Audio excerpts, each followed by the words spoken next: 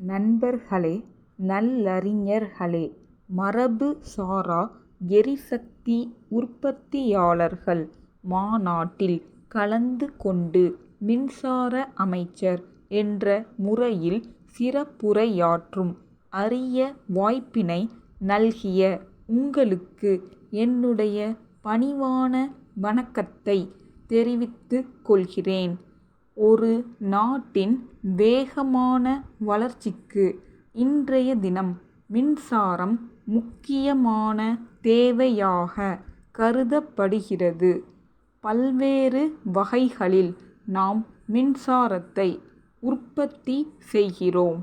இருக்கின்ற நீர் ஆதாரங்களை எல்லாம் பயன்படுத்தி எந்த அளவிற்கு அதிகமாக புனல் மின் உற்பத்தி செய்ய முடியுமோ அந்த அளவிற்கு செய்து விட்டோம்.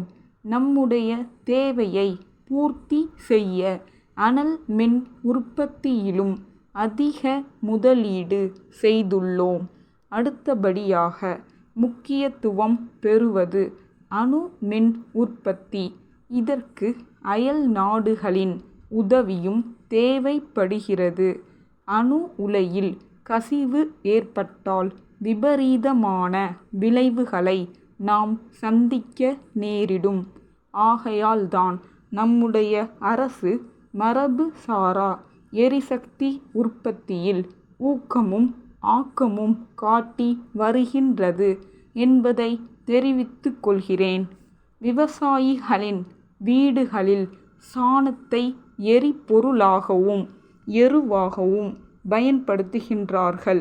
எருவாக பயன்படுத்துவதற்கு முன் சாணத்தை உரிய முறையில் தயாரிக்கப்பட்ட குழியில் சேகரித்து வைத்து அதிலிருந்து வெளிவரும் வாயுவிலிருந்து மின்சாரம் தயாரிக்கலாம்.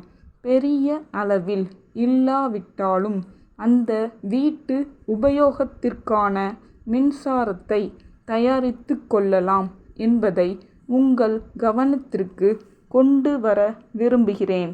வெளிநாடுகளில் சூரிய சக்தியிலிருந்து மின்சாரம் தயாரிக்கும் முறையை போல நம் நாட்டிலும் தயாரிக்க திட்டமிடப்பட்டு பல மாறுதல்களுடன் இப்போது நடைமுறைப்படுத்தப்பட்டு வருவதை நீங்கள் பார்த்திருப்பீர்கள். அதனால் சுற்றுச்சூழலுக்கு பாதிப்போ சுகாதாரக்கேடோ ஏற்படுவதில்லை. ஆகவே வீட்டுக்கு தேவையான மின்சாரத்தை சூரிய சக்தியிலிருந்து பெற்றுக்கொள்ளும் திட்டத்தை விரிவுபடுத்த அரசு நடவடிக்கை எடுத்துள்ளது என்பதை தெரிவித்துக் கொள்கிறேன். அடுத்தபடியாக காற்றிலிருந்து மின்சாரம் தயாரிக்கும் திட்டம் இருக்கிறது. தென் மாவட்டங்களில் இத்திட்டம் தீவிரமாக செயல்படுத்தப்படுகிறது. காற்றின் வேகத்திற்கு ஏற்ப மின் உற்பத்தி இருக்கும். அதற்கு தகுந்தாற்போல் காற்றாலைகள் அமைக்கப்படுகின்றன. சொந்த தேவைக்கு போக எஞ்சிய மின்சாரத்தை மின் வாரியத்திற்கு விற்று விடுகிறார்கள். அதை போன்றே கடல் அலையிலிருந்து மின்சாரம் தயாரிக்கும் ஒரு திட்டமும் பரிசீலனையில் இருக்கிறது என்பதை சுட்டிக்காட்ட விரும்புகிறேன். இத்தகைய திட்டங்களின் மூலம் படித்து வேலையில்லாமல் இருக்கும் இளைஞர்கள் பயனடைவார்கள். சுய தொழில் வாய்ப்பு பெருகுகிறது. செலவு குறைவாகவும் இயற்கை சூழல் பாதிக்கப்படாமலும் இருப்பதால் அரசும் அதிக அக்கறை காட்டி வருகிறது. இத்திட்டங்களை செயல்படுத்த விரும்புகின்றவர்கள் ஆங்காங்கே நிறுவப்பட்டுள்ள பயிற்சி கூடங்களில் இலவசமாக பயிற்சி பெற்று கொள்ளலாம். பயிற்சி காலத்தில் உதவி தொகையும் வழங்கப்படும் என்பதை தெரிவித்து என் உரையை முடித்துக் கொள்கிறேன். வணக்கம். திருநெல்வேலி மாவட்ட ஆட்சித் தலைவர் திரு. குமரவேல் சென்னை மருத்துவ கல்வி இயக்குனருக்கு எழுதிய கடிதம்.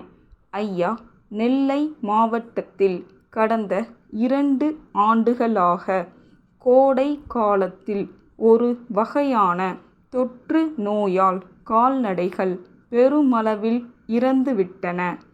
அதனால் அவற்றை நம்பி வாழ்க்கை நடத்தி கொண்டிருந்த ஏழை எளிய விவசாய பெருங்குடி மக்கள் பெரும் துயரத்திற்கு உள்ளாகி இருக்கிறார்கள்.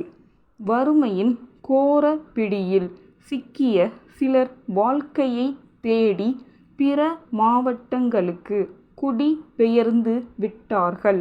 இவ்வாண்டும் அத்தகைய ஒரு நிலைமை ஏற்பட்டால் என்ன செய்வது என்று மக்கள் திகைத்து கொண்டிருக்கிறார்கள்.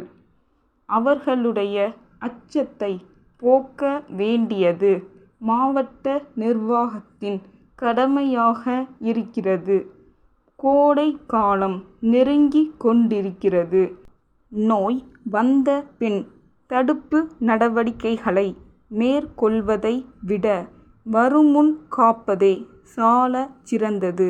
ஆகையால் இம்மாவட்டத்திலுள்ள மருத்துவ குழுவினருக்கு உதவியாக தங்கள் கட்டுப்பாட்டில் வருகின்ற சிறப்பு மருத்துவர்கள் சிலரை அனுப்பி நோய்க்கான காரணத்தை கண்டறிந்து தகுந்த சிகிச்சை அளித்து மக்களுடைய பீதியை போக்க ஏற்பாடு செய்யும்படி அன்புடன் கேட்டுக் கொள்கின்றேன். தங்கள் நம்பிக்கையுள்ள